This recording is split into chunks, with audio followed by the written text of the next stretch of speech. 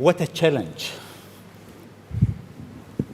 to talk to one of the most, in my opinion, in life, we've seen within this part of the world great people like Al-Khwarizmi, who invented algorithm. Globally, Newton, Henry Ford, the Wright brother, Albert Einstein, and Elon Musk.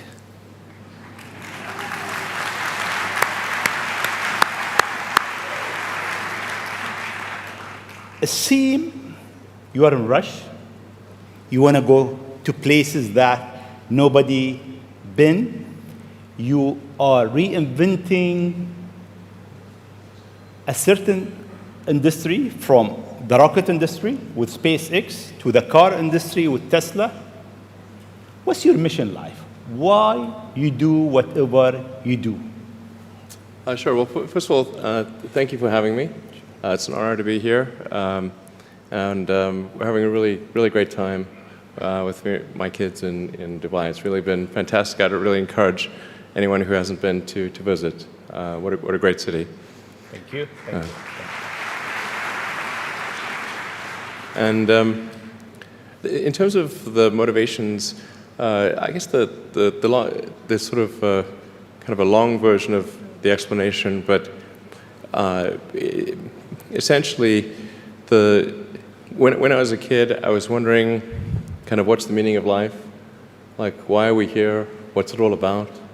And I came to the conclusion that what really matters is trying to understand the right questions to ask.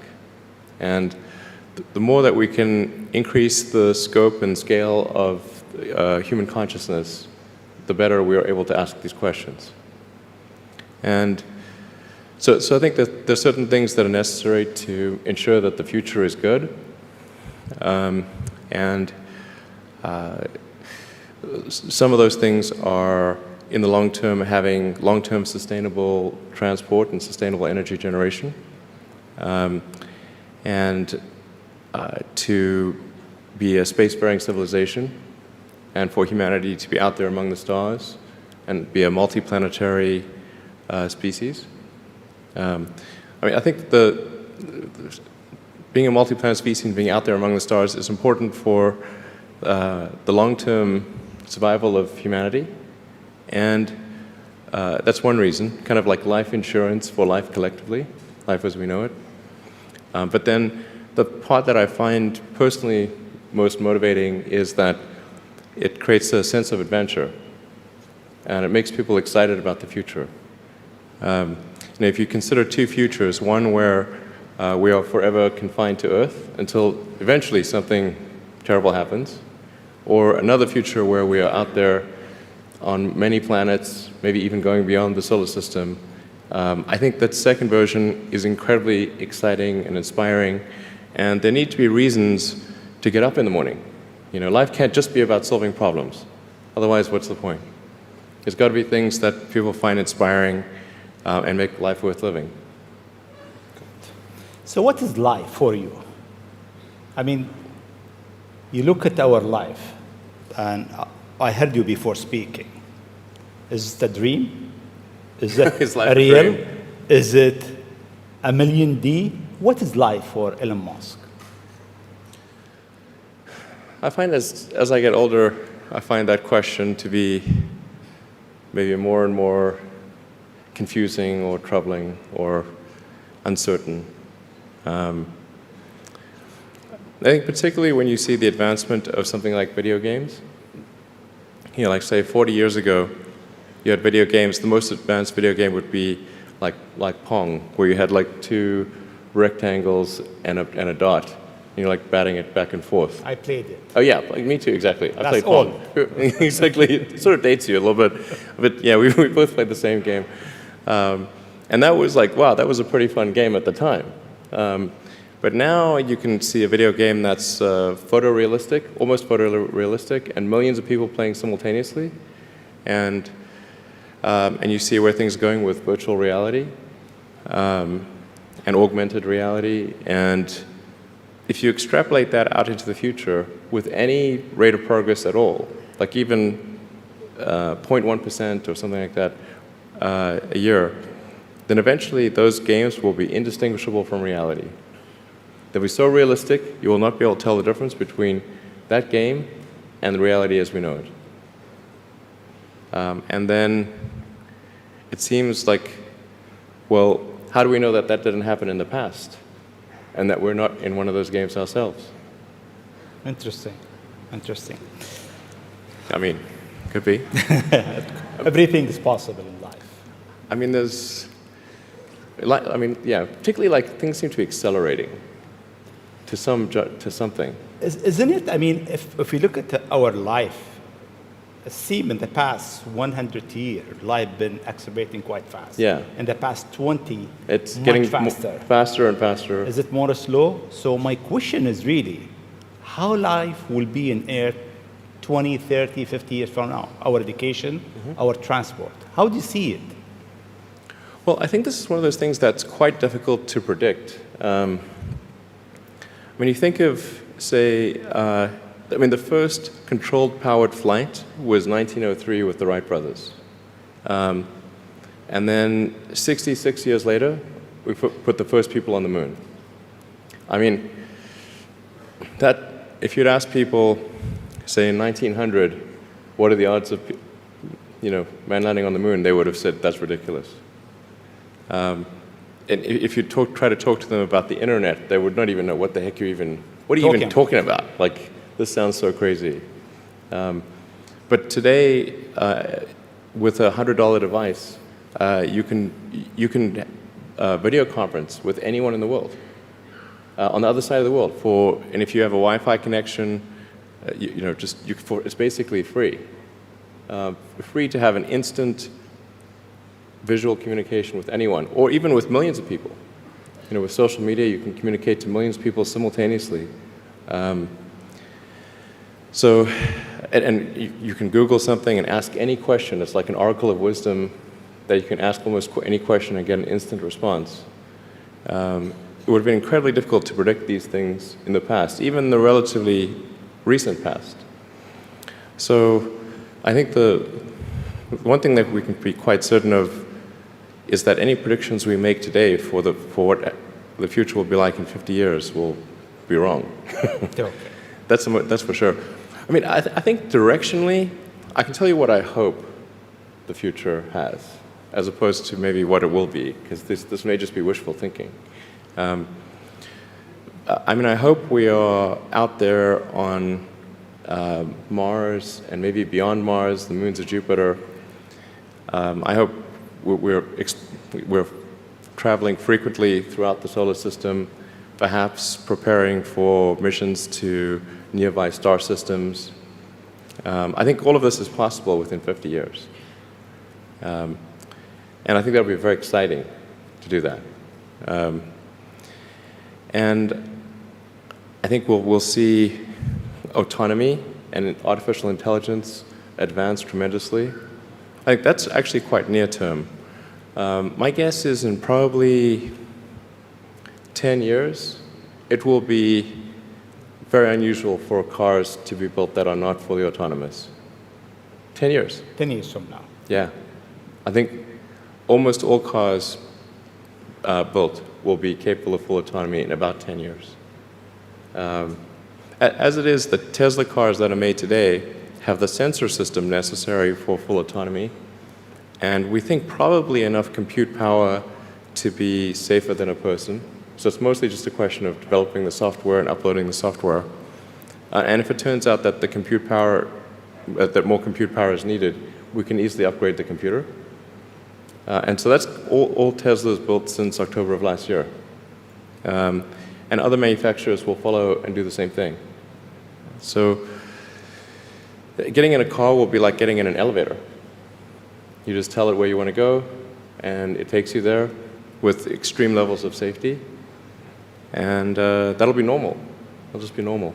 Like for elevators, there used to be elevator operators. You get in, there'd be a guy moving a lever. Now you just get in, you press the button, and that's taken for granted. So autonomy will be widespread. I think one of the most troubling questions is artificial intelligence. And I don't mean narrow AI, like vehicle autonomy I would put in the narrow AI class. It's narrowly trying to achieve a certain function. But deep artificial intelligence, or what is sometimes called artificial general intelligence, where you could have AI that is much smarter than the smartest human on Earth. This, I think, is a dangerous situation. Why it is dangerous? I mean, there is two views. One view is artificial intelligence will help humanity. There is another school of thought is artificial intelligence is a threat to humanity. Why is it? Well, I think it's both. It's like one way to think of it is imagine we were going to be visited. Imagine you're very confident that we were going to be visited by super intelligent aliens in, let's say, 10 years or 20 years at the most. Super intelligent. So you think within 20 years yes, we'll have alien in Earth? Well, digital superintelligence will be like an alien. It will be like an alien. Yeah. But my question is, do you think there is other intelligent life outside the Earth? It seems probable, but I think this is one of the great questions in physics and philosophy, is where are the aliens? Maybe they're among us, I don't know. Some people think I'm an alien. Not true. Not true. But maybe we are alien. Of course I'd say that, maybe we are alien, Ellen. I mean, if you look at this part of the world, yeah, they believe that human beings are not from Earth. They came from somewhere else. Eve maybe. And Adam came from somewhere else to Earth. So in a way, human being alien to this land. Do you think we'll make contact with alien within the next 50 years? Well, that's a really tough one to say. I mean, if there are super intelligent aliens out there, they're probably already observing us. That would seem quite likely, and we just are not smart enough to realize it. But I can do some back-of-the-envelope calculations, and any advanced alien civilization that was at all interested in populating the galaxy, even without exceeding the speed of light, even if you're only moving at, say, 10 or 20% of the speed of light, you could populate the entire galaxy in, let's say, 10 million years. Maybe 20 million years max. This is nothing, in the grand scheme of things. Once you said you want to die on Mars, why? I don't, to be clear, I don't want to die on Mars.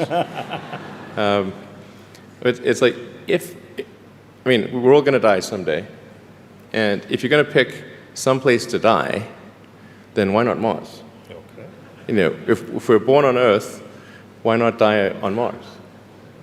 Seems like maybe it'd be kind of exciting. But so I think, given the choice of dying on Earth or dying on Mars, I'd say, yeah, sure, I'll die on Mars. But it's not some kind of Mars death wish. And if I do die on Mars, I just don't want it to be on impact. Okay. Got it. Yeah. Let's come back to Earth, actually. Okay. You tweeted that you are building a tunnel under Washington, D.C. Why? What is it? Well, it's a secret plot. Okay. Just between us. Okay. Nobody heard you? Yeah, exactly. Please keep that secret. I think this is going to sound a little. It seems like somewhat trivial or silly, but I've been saying this for many years now. But I think that the solution to urban congestion is a network of tunnels under cities. And you can, when I say, I don't mean a 2D plane of tunnels, I mean tunnels that go many levels deep. So you can always go deeper than you can go up. Like the deepest mines are taller than the tallest buildings. So you could have tunnels, a network of tunnels that is 20, 30, 40, 50 levels, as many levels as you want, really. And so given that, you can overcome the congestion situation in any city in the world.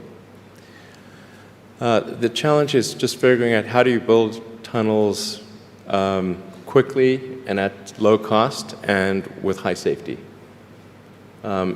So if tunneling technology can be improved to the point where you can build tunnels fast, cheap, and safe, then that would completely get rid of any traffic situations in cities. And so I think that's why I think it's an important technology. Washington, D.C., LA, and most of the major American cities, most major cities in the world, suffer from severe traffic issues. And it's mostly because you've got these buildings you have tall buildings that are 3D, and you have a road network that is one level. And then people generally want to go in and out of those buildings at the exact same time. So then you get the traffic jam. Let's come back to UAE and Dubai. The first time I met you, it was 4th of June 2015 at your office in SpaceX. And I asked you, would you have a presence in UAE? And your answer was, I'm busy with China. Maybe not in the near future. Yeah. And almost a year and a half later, we are here. Seems time goes quite fast. Yeah. Why now? Well, I think actually things are going reasonably well in China. We had some initial challenges figuring out charging and service infrastructure and various other things, but now it's actually going fairly well. And so the timing seemed to be good to really make a significant debut in this region, starting in Dubai. Okay. In your opinion, what is the new disturbing thing that will come in technology next? What's next in technology? What's next in technology? That will disturb the way we live, the way we think, the way we do business. Well, the most near-term impact from a technological standpoint is autonomous cars, like fully self-driving cars. Like I said, that's going to happen much faster than people realize. It's going to be a great convenience to be an autonomous car, but there are many people whose jobs it is to drive. So in fact, I think it might be the single largest employer of people is driving in various forms. And so then we need to figure out new roles for what do those people do. But it will be very disruptive and very quick. Now, I should characterize what I mean by quick, because quick means different things to different people. There are over 2 billion vehicles in the world, approaching 2.5 billion cars and trucks in the world. The total new vehicle production capacity is about 100 million. Which makes sense because the life of a car or truck before it's finally scrapped is about 20, 25 years. So the point at which we see full autonomy appear will not be the point at which there is massive societal upheaval, because it will take a long time to make enough autonomous vehicles to disrupt employment. So that disruption I'm talking about will take place over about 20 years. But still, 20 years is a short period of time to have, I think, something like 12 to 15% of the workforce be unemployed. Yeah, thank you. This is the largest global government summit. We have over 139 government here. if you want to advise government official to be ready for the future, what is three things or three advice you'll give them? Well, I think the first bit of advice would be to really pay close attention to the development of artificial intelligence. I think we need to just be very careful in how we adopt artificial intelligence and to make sure that researchers don't get carried away. Because sometimes what happens is a scientist can get so engrossed in their work, they don't necessarily realize the ramifications of what they're doing. So I think it's important for public safety that governments keep a close eye on artificial intelligence and make sure that it does not represent a danger to the public. Let's see. Secondly, I would say we do need to think about transport in general. And there's the movement towards electric vehicles, sustainable transport. I think that's going to be good for many reasons, but again, not something that happens immediately. That'll happen slower than the self-driving vehicles. So that's probably something that happens over 30 or 40 years, the transition to electric vehicles. So thinking about that in context, the demand for electricity will increase dramatically. So currently, in terms of total energy usage in the world, it's about 1/3 electricity, about 1/3 transport, about 1/3 heating. So over time, that will transition to almost all, not all, but predominantly electricity, which means that the demand for electricity will probably triple. So it's going to be very important to think about how do you make so much more electricity.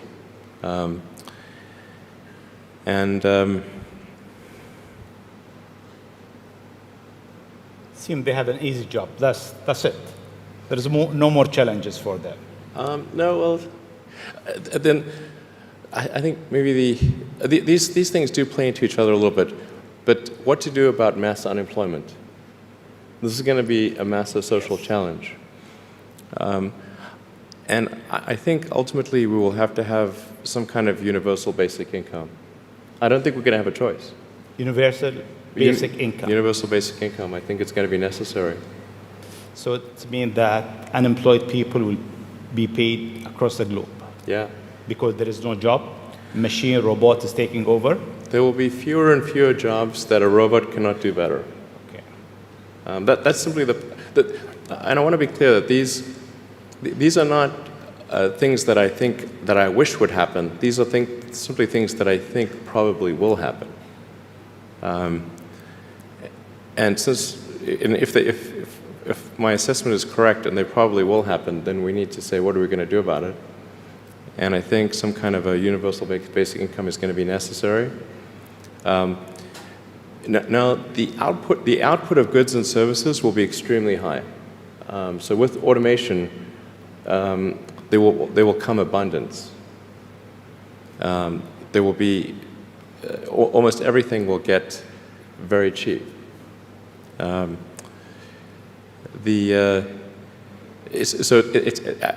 I think I think we'll just end up doing a universal basic income. It's going to be necessary. The harder challenge, much harder challenge, is how do people then have meaning? Like a lot of people, they derive their meaning from their employment. So if you don't have, if you're not needed, if there's not a need for your labor, what's the meaning? Do you have meaning? Do you feel useless? That's a much harder problem to deal with. And then how do we ensure that the future is going to be the future that we want, that we still like? No, I mean, I do think that there's a potential path here which is, and we're really getting into science fiction or create sort of advanced science stuff, but having some sort of merger with biological intelligence and machine intelligence. To some degree, we are already a cyborg. You think of like the digital tools that you have, your phone, your computer, the applications that you have, like the fact that, as I was mentioning earlier, you can ask a question and instantly get an answer from Google or from other things. And so you already have a digital tertiary layer. I say tertiary because you can think of the limbic system, kind of the animal brain or the primal brain, and then the cortex, kind of the thinking, planning part of the brain, and then your digital self as a third layer. So you already have that, and it's like if somebody dies, their digital ghost is still around. All of their emails and the pictures that they posted and the social media, that still lives, even if they died. So over time, I think we'll probably see a closer merger of biological intelligence and digital intelligence. And it's mostly about the bandwidth, the speed of the connection between your brain and the digital extension of yourself. Particularly output. And output, if anything, is getting worse. We used to have like keyboards that we'd use a lot. Now we do most of our input through our thumbs on a phone. And that's just very slow. A computer can communicate at 1 trillion bits per second, but your thumb can maybe do, 10 bits per second or 100 if you're being generous. So some high bandwidth interface to the brain, I think, will be something that helps achieve a symbiosis between human and machine intelligence, and maybe solves the control problem and the usefulness problem. Getting pretty esoteric here. I don't know if this is... It's close. Okay. We got it. Always you think out of the box. Your idea is so huge. You want to go to space. You decided to go to space. You did it. You decided that you want to land your rocket back. You failed 7 times, 8 times. Yeah, something like that. Then it landed. More times than I care to count. Yeah. How do you come with this idea, actually? Sometimes they're pushing the human limit. You are always pushing the human limit. Why? Well, I think about what technology solution is necessary in order to achieve the particular goal, and then try to make as much progress in that direction as possible. So in the case of spaceflight, the critical breakthrough that's necessary in spaceflight is rapid and complete reusability of rockets, just as we have for aircraft. You can imagine that if an aircraft was single use, almost no one would fly. Because you can buy, like, say, a 747 might be $250 million, $300 million, or something like that. You'd need 2 of them for a round trip.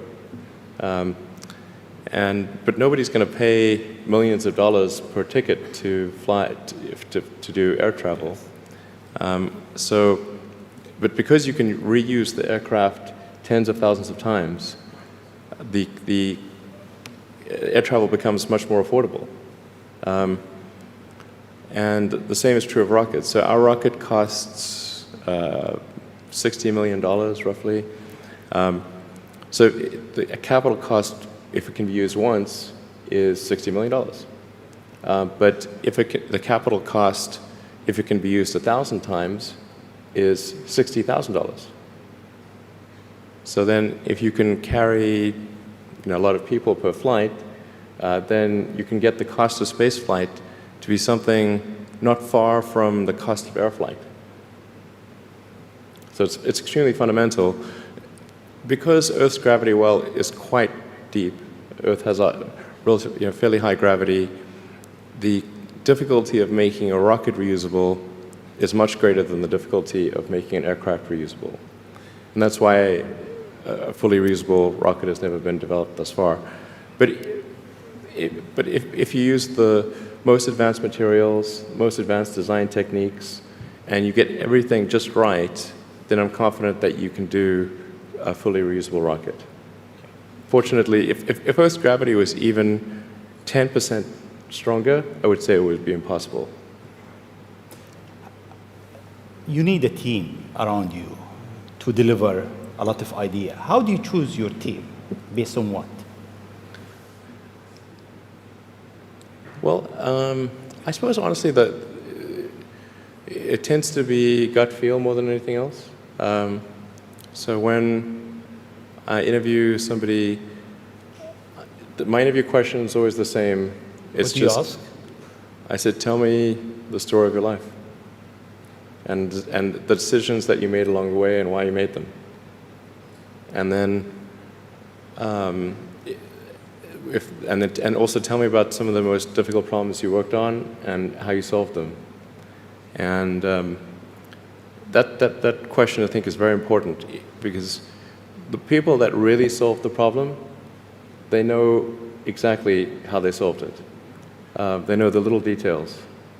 And the people that pretended to solve the problem, they can maybe go one level and then they get stuck. So, what was your biggest challenge in life? Biggest challenge in life?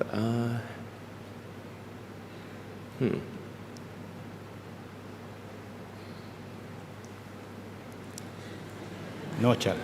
Well, no, there's a lot of them. I'm trying to decide which is which is the worst.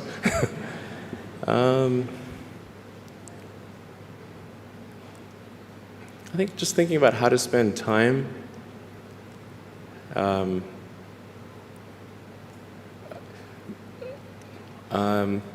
of the biggest challenges, I think, is making sure you have a corrective feedback loop, and then maintaining that corrective feedback loop over time, even when people want to tell you exactly what you want to hear. Okay. That's very difficult. Yes. Time is over. I'll ask you just one last question, Sure. if you allowed me. In the World Government Summit, we have so many people from, so many young people actually, from across the globe. If you have an advice to them, young people globally who want to be like Elon Musk, what's your advice to them? I think that probably they shouldn't want to be. You? I think it sounds better than it is. Okay.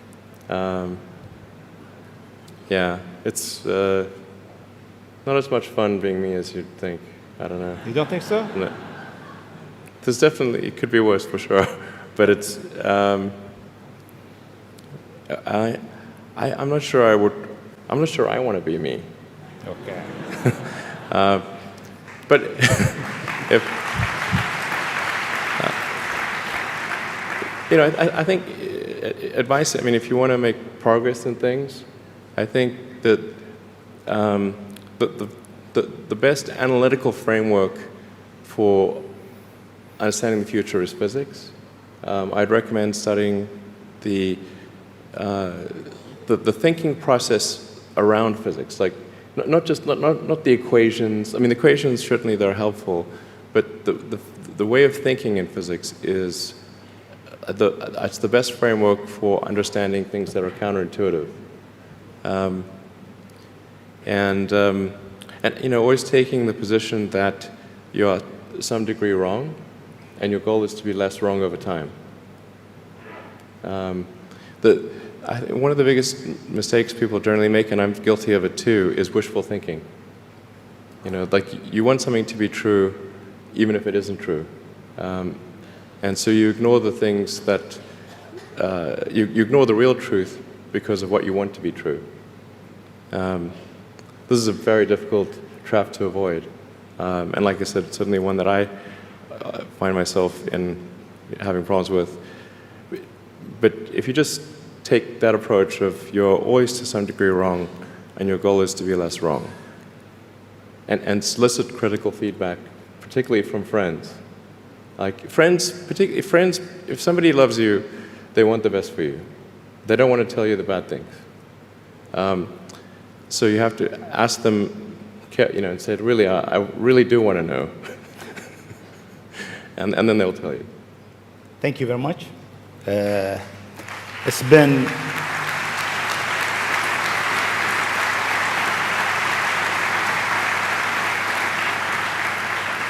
It is great for the World Government Summit to have a legend who's creating the future for humanity to share his thought, his idea, his vision, his challenges, and his hope for life. Thank you very much. Thank you for having me.